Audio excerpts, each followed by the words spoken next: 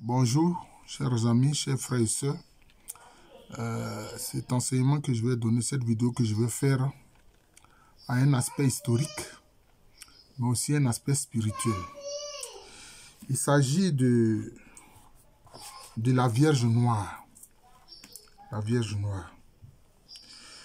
Alors, d'aucuns disent que la Vierge Noire n'a rien à voir avec la Vierge Marie. Or, qu'est-ce qu'on constate? La dévotion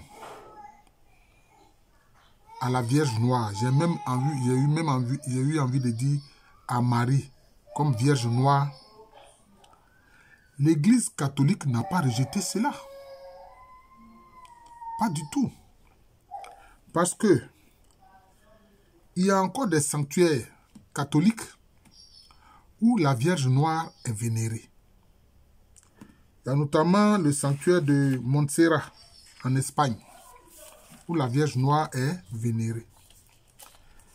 Il y a le sanctuaire de Rocamadour en France, où la Vierge Noire est vénérée. Notamment l'église des Saintes Maries de la Mer en Camargue.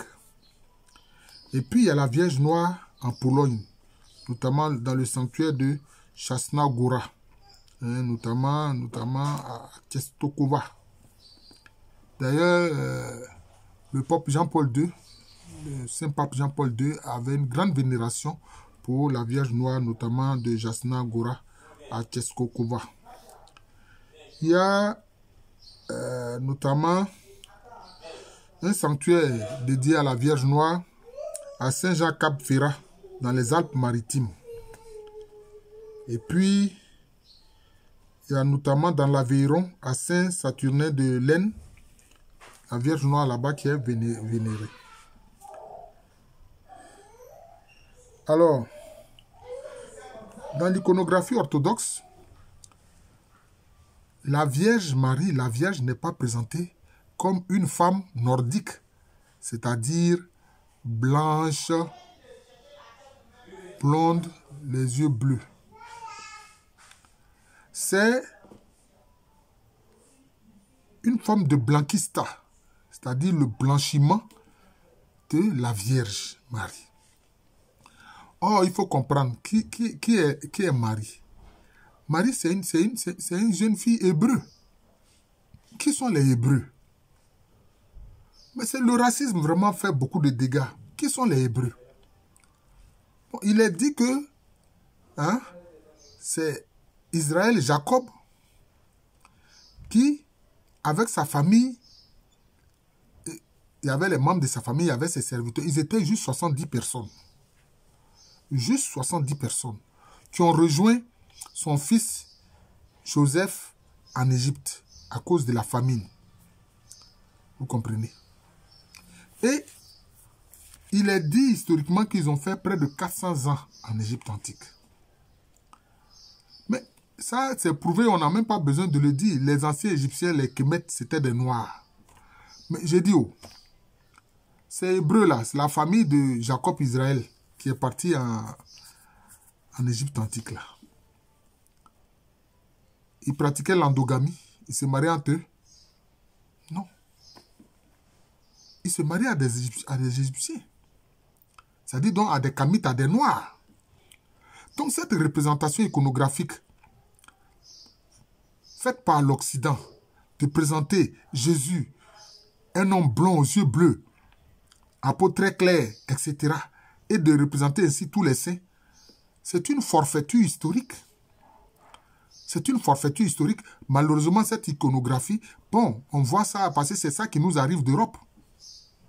C'est ça qui nous arrive d'Europe. Ceux qui font les meilleures iconographies, moi je le dis, ce sont les orthodoxes. Ça, sur ce plan-là, il faut être clair. Voilà, il faut être clair. Ils ont blanchi Jésus, ils ont blanchi Marie, ils ont blanchi les apôtres. Non, ce n'est pas pur racisme. Voilà. Des gens qui étaient en Égypte, un pays de Noirs, il suffit de lire les écrits des anciens Grecs. Mais là, quand on parle des Égyptiens noirs des Égyptiens anciens qui étaient noirs, ils ne veulent pas lire les écrits des anciens Égyptiens. Diodore de Sicile et autres. Tous ceux-là qui sont partis, ils ont vu les Égyptiens, ils ont dit qu'ils sont noirs. Agan Mélanès, c'est-à-dire qu'ils sont très noirs de peau. C'est ce qu'il disait, Agan Mélanès. Dans mélanès, vous voyez même mélanine, noire.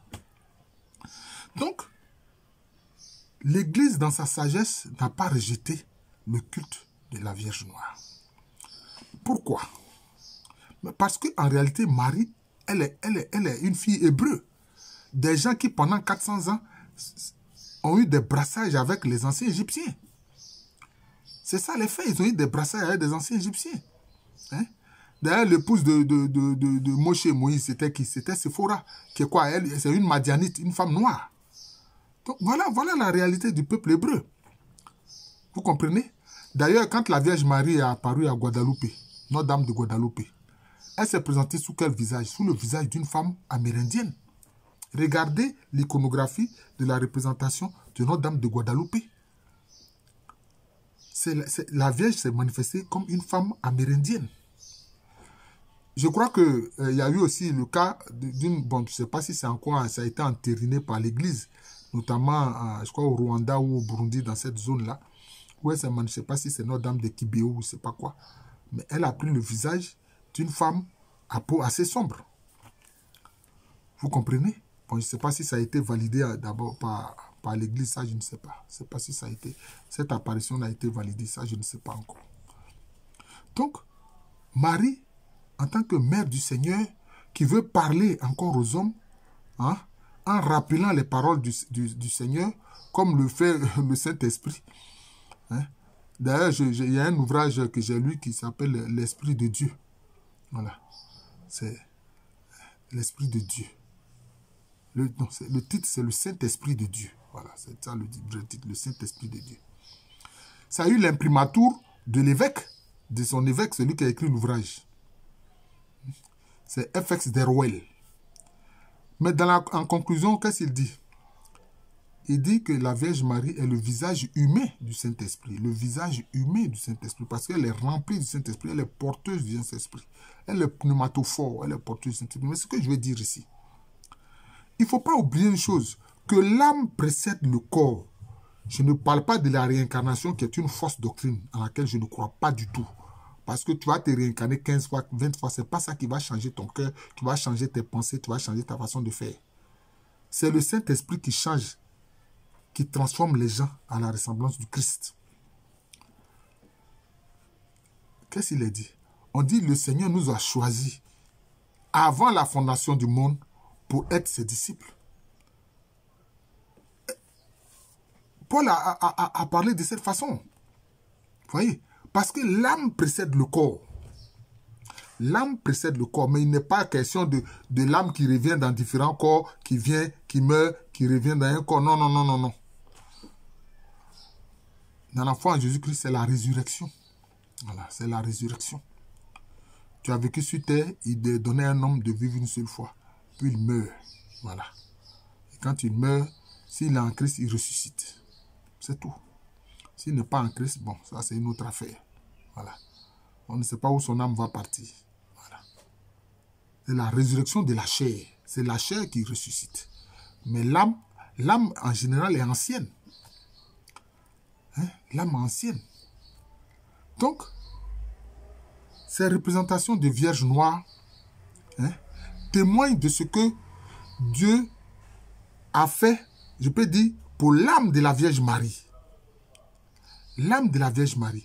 Dieu l'a choisie, hein, de toute éternité pour être porteuse de son fils, c'est-à-dire sa parole. Quand on dit fils, là, ça veut dire la parole. Tout comme je suis en train de parler là, ma parole là est enfant de mon esprit, de ma pensée. Voilà. C'est ce qu'il faut comprendre. Et d'ailleurs, en Égypte antique, parce qu'il faut comprendre que les gens font comme si c'est seulement avec le Christ ou avec l'islam ou avec les Hébreux que Dieu parle aux hommes. Non, Dieu a toujours parlé aux hommes parce qu'il n'a jamais voulu laisser sa créature sans connaissance. Déjà, les anciens Égyptiens, ils croyaient en un seul Dieu et les Africains croyaient en un seul Dieu et ils ont toujours eu un nom pour désigner le Créateur. Mais, quand on parle notamment de Isis, hein, c'est quoi? C'est elle est perçue comme la femme parfaite. La femme parfaite. Celle qui est conçue selon la volonté du Créateur. Parce qu'il faut comprendre que les anciens Égyptiens croyaient en un seul Dieu qui s'appelle Neker. Ce sont ces manifestations qui ont été présentées par les Européens comme étant des divinités, alors que non, c'était des attributs, ce sont des principes. Voilà. Isis, c'est le principe de la femme parfaite. Voilà. La femme selon la volonté de Dieu. Dans ce cas-là, on voit bien le parallèle. La Vierge Marie, c'est la femme selon la volonté de Dieu. Celle qui dit oui à Dieu. Elle n'a que de oui à dire devant Dieu. Elle ne dit que oui devant Dieu. C'est cela. C'est ça qui a fait son fiat. Voilà. Son âme est ancienne.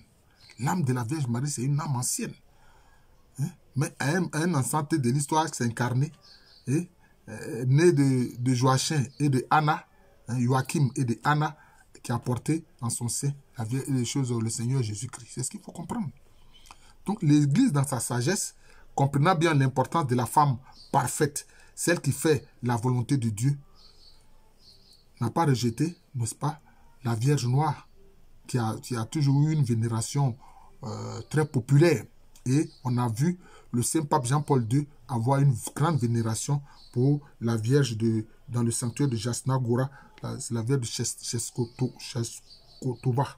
Voilà, Chestokova, si je prononce bien. Donc c'est de ça qu'il s'agit. Voilà.